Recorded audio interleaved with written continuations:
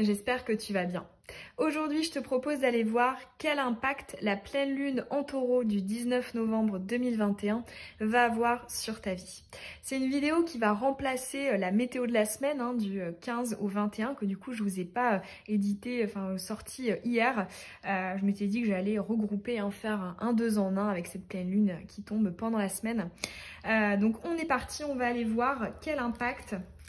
On va les décortiquer, les plus, les moins, le relationnel. Enfin, on ira tout décortiquer. On va commencer par un tirage en croix. Et après, on va aller aussi poser 3 cartes, une par domaine, perso spirituel, relationnel sentimental et professionnel et projet.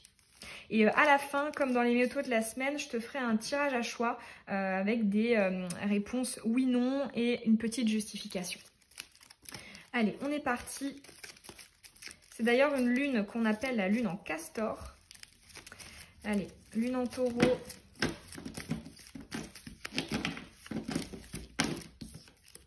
Quel impact sur ta vie? Pour la personne qui regarde la vidéo. Donc ici, énergie favorable. À tout, force, ce que ça va révéler de positif. A contrario, ce en quoi elle va être favorable. Ensuite, énergie défavorable. Qui va piquer, ce qui va être en challenge, en défi à relever. Ensuite, énergie planante, c'est le contexte, les autres. Ça nous donnera déjà une indication sur le relationnel aussi, sur l'ambiance générale. Ensuite, énergie impact pour l'évolution. Et ensuite, l'impact sur du plus long terme, c'est aussi tes ancrages, ta sphère matérielle, financière, etc. Ok, alors déjà ici en dos de deck, on a la construction qui est retournée. Là j'entends, il y a des stand-by qui vont peut-être être réactivés, des choses en stand-by qui vont être réactivées. Si tu avais mis notamment des projets sur le côté, des projets créatifs, des projets professionnels, des projets d'activité, de changement de vie, peu importe. Ici tous ces projets que tu avais pu mettre sur le côté, c'est comme si ils revenaient, ils refaisaient surface pendant cette période. On va aller voir. Alors, énergie favorable. Ici, on a le chakra sacré, qui est aussi une carte de créativité, d'enfant intérieur, de stimulation. Ici, je ressens que quelque part, cette pleine lune en taureau va peut-être être source de nouvelles inspirations. En fait, tu vois, c'est marrant, ça fait le lien avec le fait que certains projets pourraient ressurgir. C'est comme si, on avait une sorte de réveil. Et c'est vrai que quelque part on était dans des énergies, on a eu une lune en poisson, et là c'est comme si qui est une énergie endormie, c'est comme si là le taureau il allait venir nous faire secouer notre être, notre essence et nos idées, comme si voilà, allait en ressurgir de nouvelles idées, de nouvelles impulsions, de nouveaux élans pour peut-être passer à l'action. Alors ici, énergie défavorable, on a les projets retournés. Alors ici, moi, ce que j'entends, j'ai entendu la notion de la vitesse et du perfectionnisme dans la réalisation de tes projets. Notamment ici, ceux dont on parlait juste avant. D'ailleurs, effectivement, on a deux fois des allusions au chakra sacré, on a deux fois la couleur orange. Donc effectivement on voit que ce chakra sera particulièrement au cœur de cette pleine lune. Le fait que ça tombe en défavorable, tu vois, en fait c'est que je vois surtout que ça commence par le Z, tu vois, on a d'abord le Z et après on a le A tout à la fin. Comme si on essayait de mettre la charrue avant les bœufs, comme si cette impulsion, cette envie de concrétiser, elle allait peut-être nous faire brûler certaines étapes. Là j'entends, n'essaie pas d'aller trop vite, donne-toi peut-être un peu plus de temps pour mettre en œuvre, travailler ce projet, ces nouvelles idées. Alors, en énergie planante, ici on a la situation qui tourne en rond. Alors là, j'ai entendu cette phrase, c'est une période, donc cette pleine lune autour du 19 novembre, pendant laquelle tu ne pourras compter que sur toi-même. Alors, ça ne veut pas nous dire qu'on aura des coups du sort par les personnes qui nous entourent, mais là, on voit que c'est comme si l'extérieur, le relationnel, les perches, les opportunités de l'univers étaient un peu en stand-by, comme si quelque part on était comment dire, on devait se débrouiller par soi-même, que tout allait venir de nous-mêmes. Et donc, quelque part, on n'a pas d'aide extérieure, d'un relationnel qui vient nous faire avancer ou quoi que ce soit. Non, là, on voit quelque part, c'est comme si ça nous poussait à aller davantage creuser à l'intérieur de nos ressources. Et c'est vrai que le taureau, sa maison 2, hein, c'est aussi la maison des ressources. Donc, quelque part, j'entends, c'est une pleine lune qui va nous inviter à aller chercher en profondeur nos propres ressources pour en faire quelque chose, notamment sur du plus long terme. Alors, l'énergie principale pour l'évolution, on a la communication retournée. Bon, ben moi, ici, là, je fais le parallèle avec l'enfant intérieur. J'entends expression du soi, expression de nos idées, expression de notre vérité, de ce que l'on pense, de ce que l'on ressent. On voit le fait que ce soit retourné, que quelque part, ça ne sera pas forcément évident. Je sais pas, alors il me semble que si, il me semble que Mercure, elle sera en Scorpion. Mercure sera en Scorpion, mais en fait, là, c'est comme si c'était pas un moment propice, c'est-à-dire où tu avais vraiment, comment dire, une très bonne communication fluide, mais pour autant, c'est comme si elle te poussait à communiquer des choses qui étaient compliquées, des choses que tu ressentais et que tu avais peut-être mis sur le côté. Donc là, ouais, j'entends idéal pour venir s'exprimer, même si on voit que ça pourrait créer quand même des... pas forcément des désaccords, mais c'est pas non plus on va dire un bon de validation pour nous dire ok, tout ce que tu vas dire, ça va être bien compris, bien réceptionné, etc. Effectivement, ça ne veut pas dire que ce sera une bonne communication, mais en tout cas, ce sera un moment propice pour essayer d'être dans cette communication, cette expression de soi, de ce qu'on ressent, de ce qu'on veut, de ce qu'on pense. Et ensuite, l'énergie de la finalité du résultat, on a la carte de l'iceberg. Alors l'iceberg ici, il vient me parler de, comment dire, en fait là, ça me refait penser à la lune en poisson, où effectivement, ça nous fait beaucoup allusion, on va dire, à l'énergie justement de l'inconscient, de l'intuition, de ce qui se cache en dessous, hein, les rêveries qui cachent forcément une réalité. Là, c'est comme si quelque part, grâce à cette pleine lune, on allait pouvoir aussi peut-être déterrer certaines choses qui étaient enfouies et qui n'avaient pas été forcément révélées avec les énergies précédentes du poisson. Comme si quelque part, le taureau en fait, hein, l'égrégore du taureau allait nous permettre de faire un peu ressortir cette partie de l'iceberg qui était cachée, qui était enfouie.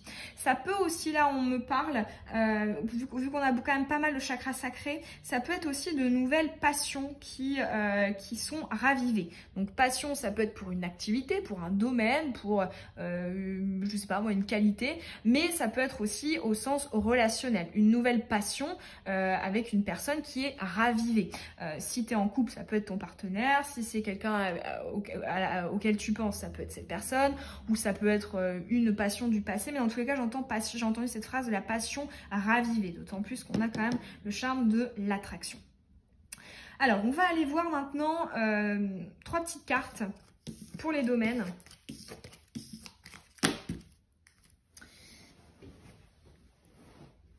Allez, on est parti pour le domaine personnel, spirituel. Ton cheminement d'âme, comment est-ce que tu te sentiras? Ton état d'esprit. Comment ça l'impactera cette pleine lune? Ensuite, pour le relationnel et le sentimental. Et enfin, pour tes projets, ta vie professionnelle, tes ancrages. Ok. J'ai quand même envie d'aller recouvrir avec le tarot, personnel, spirituel, impact de cette pleine lune en taureau, relationnel et professionnel et tes projets. Ok, allez, c'est parti. Oh, ok, guidance intérieure et le 8 d'épée. Alors, c'est intéressant, mais en fait, j'entends pendant cette période, c'est comme si tu allais comprendre pourquoi est-ce que tu avais été bloqué, pourquoi est-ce que tu n'avais pas eu accès à certaines choses, à certaines ressources, à certaines informations, pourquoi est-ce que ceci ou cela n'avait pas marché. Parce qu'avec la guidance intérieure et le 8 d'épée, c'est je comprends que c'est dans la stagnation, dans une certaine forme de limite, que j'arrive, comment dire, que j'arrive à voir les choses comme elles sont véritablement. C'est comme si, comment dire, ta liberté de mouvement, ta liberté d'action d'entreprise avait été restreinte et que tu comprenais pourquoi. Et étant donné qu'on est dans la position du développement personnel, là j'entends, c'est comme si une période de blocage avait été bénéfique pour te faire comprendre certaines choses, pour avoir des déclics, des révélations. Par exemple, là c'est le personnel, donc ça va englober tous les domaines, mais par exemple dans le domaine sentimental, si tu avais l'impression que c'était bloqué avec une personne, que tu te posais des questions, etc., que tu étais dans une situation de blocage, peut-être que justement cette période de pleine lune, elle va permettre de mettre en évidence justement la nécessité qu'a eu cette période de blocage. Comme si quelque part, j'entends, je n'aurais pas pu profiter de la situation si je n'avais pas été forcée. Ou par exemple, tu sais, quelqu'un qui veut absolument rencontrer l'amour de sa vie et qui, pendant un certain temps, va vivre une période de solitude. Et à la fin de cette période de solitude, elle se dit, mais heureusement que... et quand justement elle rencontre la personne, elle se dit, mais heureusement que je suis passée par cette période de solitude parce que je n'aurais pas été la même et donc je n'aurais peut-être pas pu saisir le potentiel avec cette personne. J'aurais peut-être même pas été intéressée par cette personne. Mais dans tous les cas, j'entends compréhension du pourquoi, du comment tu as vécu une situation de blocage, pourquoi ça a été compliqué. C'est en fait tout simplement une manière dont l'univers t'a aidé à avoir certains déclics et certaines révélations. J'espère que j'ai été claire pour cette partie-là parce que c'était un peu... j'ai eu un peu du mal à exprimer. J'espère que tu as compris. Alors ensuite, le domaine relationnel, sentimental. Alors ici, on a l'anticipation, la réflexion, les programmations, le fait de réfléchir, de mentaliser. Et ici, on a la reine de Pentacle. Ok, alors là, j'entends pendant cette période, tu seras rationnel et raisonnable. Je ne te vois pas être dans un petit peu, tu vois, comme ce que peut induire l'énergie du poisson qu'on a eu précédemment, où on va venir fantasmer, on va venir idéaliser, rêver, ou alors même être dans des projections mentales qui sont simplement des peurs. Là, c'est comme si tu voyais les choses comme elles sont. Il y a beaucoup, en fait, ici, je ressens Mercure, je ressens de la Terre avec les pentacles. C'est très, comment dire, c'est très comme il se doit d'être. Donc, je te vois assez pragmatique. J'entends, n'hésite pas pendant cette période de la pleine lune à te poser des questions. Et pourquoi pas à les écrire, à écrire les réponses que tu en récoltes. Parce que j'entends, tes pensées seront lucides en ce qui concerne le relationnel. Alors ensuite, on va aller voir les projets, le pro. Alors, on a une fin de cycle et on a la force. Alors là, j'entends, accroche-toi. C'est bientôt terminé. Alors donc effectivement ça peut nous parler d'une période de latence, de stagnation, d'un vide, le fait qu'il n'y ait pas grand chose, ou alors que tu n'aies pas de travail, ou que tu aies peu de clients patients, ou que tu aies peu d'inspiration, tu aies peu de motivation, d'énergie. Tous les manques, ici on nous dit accroche-toi car ils vont bientôt prendre fin. J'ai l'impression que ce sera pour la période qui suivra cette pleine lune en taureau. C'est pendant cette période-là que tu pourras avoir une véritable fin de cycle. Mais là j'entends accroche-toi, c'est bientôt fini. On va maintenant aller voir des réponses à tes questions. Donc je vais te mettre 3 choix. Tu peux te poser soit 3 questions différentes, soit une et puis tu fais ton choix. Allez. Choix 1, je vais te répondre par oui, non, avec une petite justification.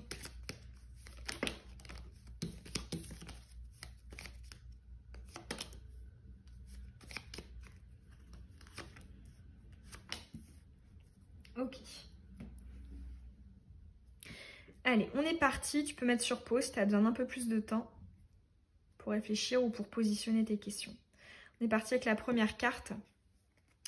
C'est un oui. Ici, j'entends tu auras tout le soutien dont tu auras besoin. J'entends tu peux compter sur cette ou ces personnes ou des personnes. J'entends tu peux t'y investir. tu peux croire en la solidité et la durabilité de ce lien, de cette situation. Et dans tous les cas, c'est un grand oui. J'entends en plus de ça un côté d'épanouissement. Cette notion de... où on a l'impression que, tu vois, je vois particulièrement ces deux cœurs et cette flamme derrière, comme si quelque part il y avait deux parties qui se retrouvaient, qui s'alignaient. Soit à l'intérieur de toi, ou soit ça peut être avec une personne. Mais je ressens l'énergie du 2 de coupe. Donc pour moi, c'est un oui. Ensuite, carte numéro 2, on a l'intelligence. Donc c'est un oui. J'entends néanmoins, c'est quelque chose qui se prépare et qui se réfléchit. Mais si tu es déjà passé par ce cheminement, par ça, effectivement, c'est le moment.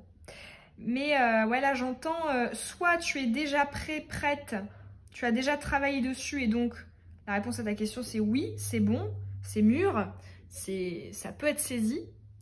Mais si ce n'est pas encore le cas, s'il n'y a pas eu assez de raisonnement, de réflexion autour de ça, ça peut être un conseil d'attendre. Parce que là, j'entends le raisonnement, la réflexion sont nécessaires.